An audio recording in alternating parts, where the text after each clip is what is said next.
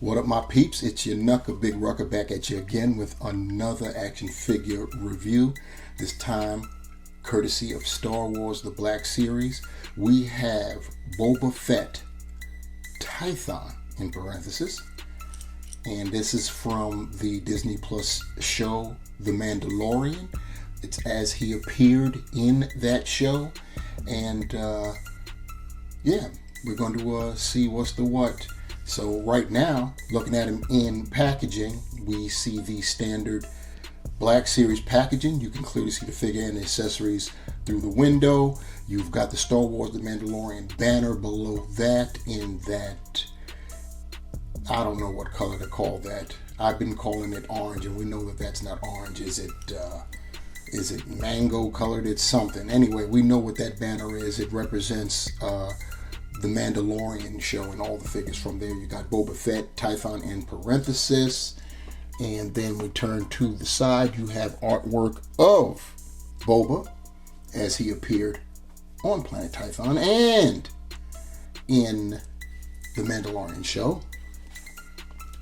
Then we have on the back here more of that artwork, and then we've got the banner again at below that. Boba is number 16 in the Mandalorian line. I stated earlier that they're really moving up the ranks with how many figures that's being associated to the Mandalorian. That's crazy. We also have a readout, which is as follows. Once regarded as one of the most fearsome and capable bounty hunters in the galaxy, Boba Fett seemingly met his demise in the Sarlacc pit on Tatooine. A survivor to his core, Fett lived to fight another day. Boy, did he. Anyway, there's nothing going on the other side except the logo down there. You got a window up top and legalese below. That's about the size of it. It's how it goes down. And we are done looking at Boba in packaging. It's time to bust him loose. I am Boba Fett, renowned as the most notorious bounty hunter in the galaxy. My services have been procured by the Ruckus. He claims you people watch his videos, but you do not like, and most importantly, you do not subscribe. I am here to change that narrative. Will honor the Ruckus by liking, by sharing, and most importantly, by subscribing. Else you will discover how I gained my reputation. Going over Boba Fett's accessories, he comes with this hand blaster, and it's molded in a grayish black, and it actually has paint apps. The handle, the pistol grip, actually is painted brown, so that's a welcome addition. You gotta love that.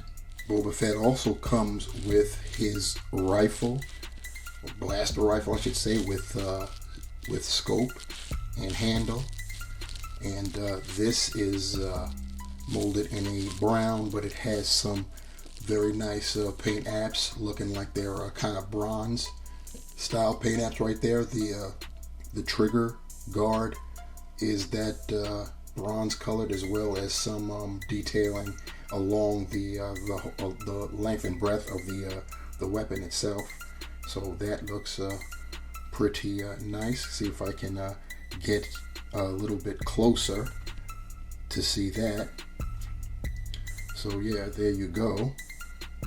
You can see, make sure I don't lose the focus there. You see all that nice detailing, especially right there at that part. And then, as I stated, the trigger guard right there. And of course, you have the strap. Boba also comes with this weapon, very familiar. I don't know what it's called. Maybe one of you guys that are versed in Star Wars lore, especially Tusken Raider lore. This is a Tusken weapon that we found out how Boba acquired this in the Book of Boba miniseries. I don't know what the weapon is called, so if you guys actually know what it's called, let me know.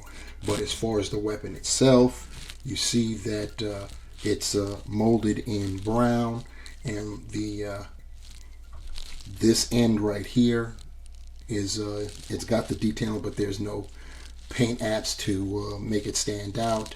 Then we've got down here, and I'd call this platinum colored, and it ends in this this business end right here. I guess both ends would be considered the business end. And then of course you've got a strap. This strap is actually it isn't plastic, so yeah, this will make it easier to sling, I guess.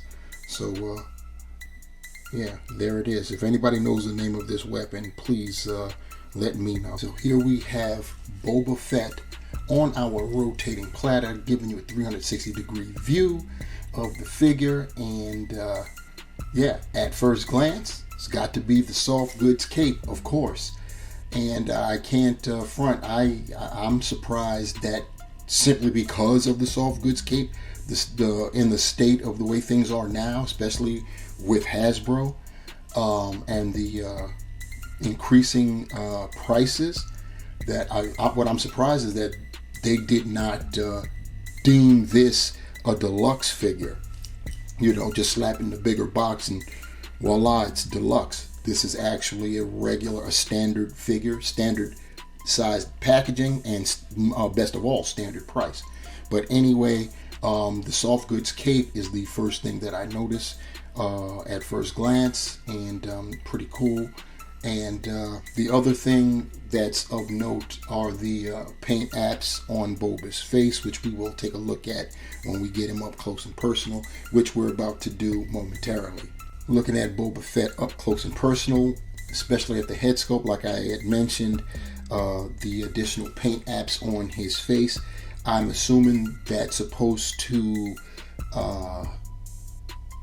basically symbolize the sand and you know, that I don't recall it's supposed to be paint, you know, like war paint or something like that.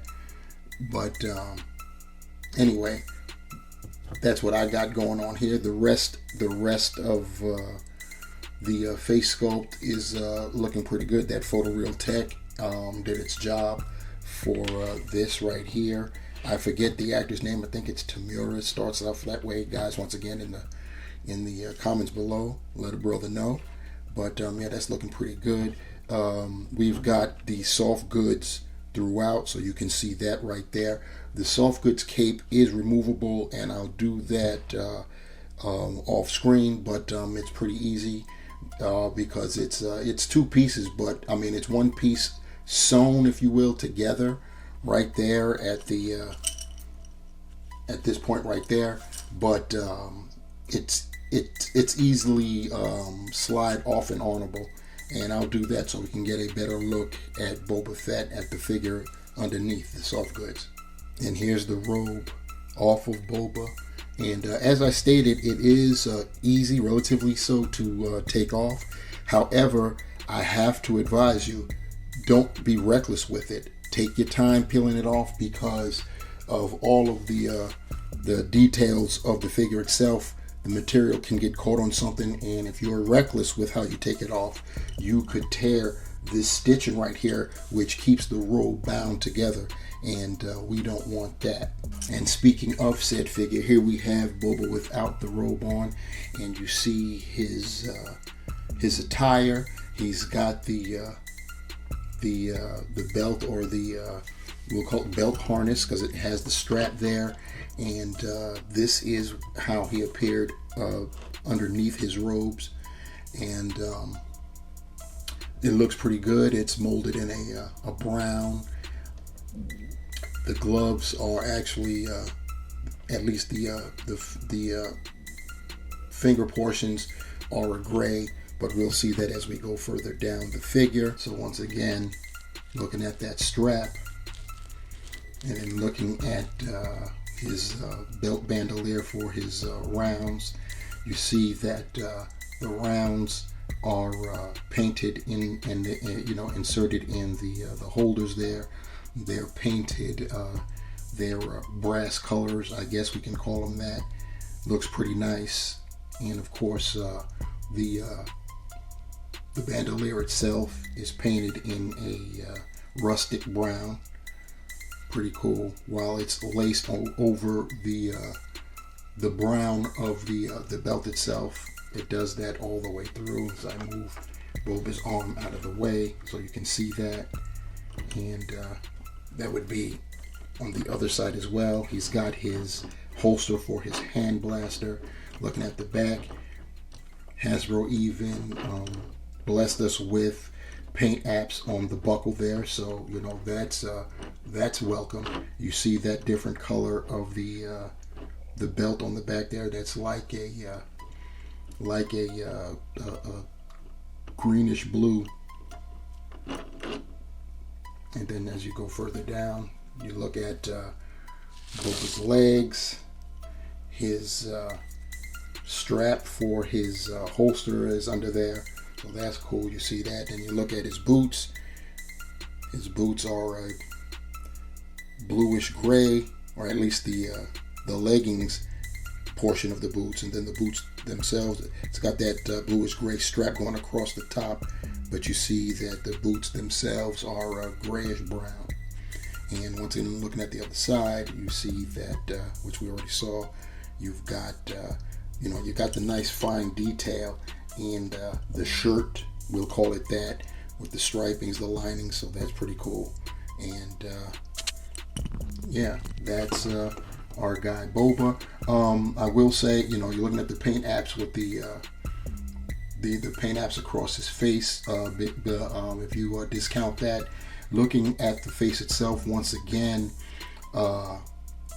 Black Series seems to have this sheen on their figures' head sculpts, unless they're helmeted, like stormtroopers or what have you. But Boba is sporting that sheen as well. So it'd be nice if Hasbro could lighten up on that. But I digress. Going into articulation, Boba's head is on a dumbbell, so he can point his head down that far. He's not going up very much at all, but that's probably because of the collar back here. It is what it is. You do get that attitude. You can do a 360 with the head, so that's cool. Looking at the arm, he can get his arm up to almost 90, but that's because he's being impeded by this shoulder sleeve right there. But that's cool. You're getting decent range. He does have a bicep swivel right there. Single jointed elbow, as is typical with Black Series. So of course you get the swivel there.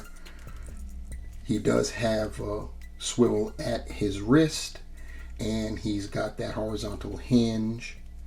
On the other side, he's got the trigger finger hand, and he has the vertical hinge. His ab articulation, he's got diaphragm. He can go forward, not very much at all. You can get a little, that's about it. He gets more going back.